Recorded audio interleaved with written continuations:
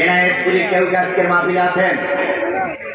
নেই মনে হয়, আছে। আমি তোমাদেরকে স্যালুট জানাই, আমি তোমাদেরকে স্যালুট জানাই। এনায়েতপুরে যদি ওই 12-14 জন পুলিশ একসঙ্গে মেরে দেওয়া না হতো তাহলে পুলিশের মনোবল ভেঙে যেত না। ওই 14 জন পুলিশকে মারার পরে পুলিশ অস্ত্র গুটাই নিতে বাধ্য হলো, বাধ্য হয়ে দেশ স্বাধীনতার দিকে নিয়ে গেল।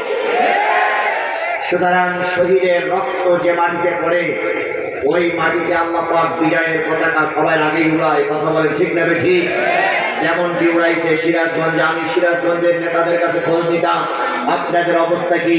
ওনারা বলতেন, হুজুর আমরা যমুনা সেতু প্রতি ব্যারিকেড দিয়ে, রোড গোল চত্বরে ব্যারিকেড দিয়ে সব বন্ধ করে রেখেছি।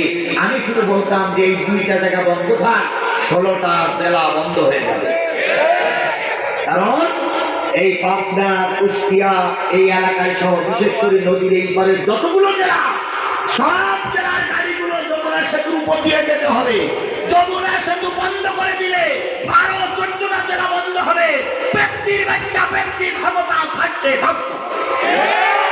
এই কাজ করতে গিয়ে অনেক পরিবার যুবকদেরকে মৃত্যুবরণ করতে হয়েছে।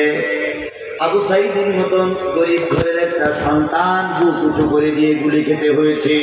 যতগুলো শহীদ মারা যায়, আমার পলাশবাড়ির একটা শহীদের কথা মনে পড়ে। তিনি ছিলেন হাফেজ সাহেব মানুষ। ওই লোকটারে স্বৈরাচারীরা গুলি করে মারল। কয়েকদিন পরে আমার সেখানে মাহফিলে যখন গেলাম তখন হাফেজের আব্বা আমার কাছে চলে আসলেন। এসে বললেন, কর্তৃপক্ষ করে বললেন আমি একটু হুজুরের সঙ্গে সাক্ষাৎ করবো, আমার দেখা কথা বলতেছি। আমি অনুমতি দিলাম। উনি একটা পেপারে জড়িয়ে একটু রক্ত নিয়ে আসলেন।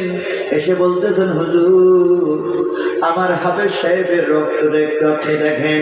আমি বললাম কিভাবে মারা গেল?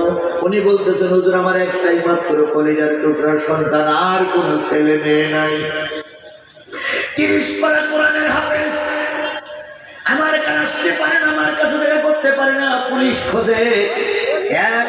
6 মাস পরে আমার কাছে এসেছে। রাতের অন্ধকারে একদিন রাতের নক করতে যাবো, দরজা খুলে দাও। মা দরজা খুলে দিল। ফ্রিজের ভিতরে কিছু বস্তু ছিল, সেগুলো রান্না করলো।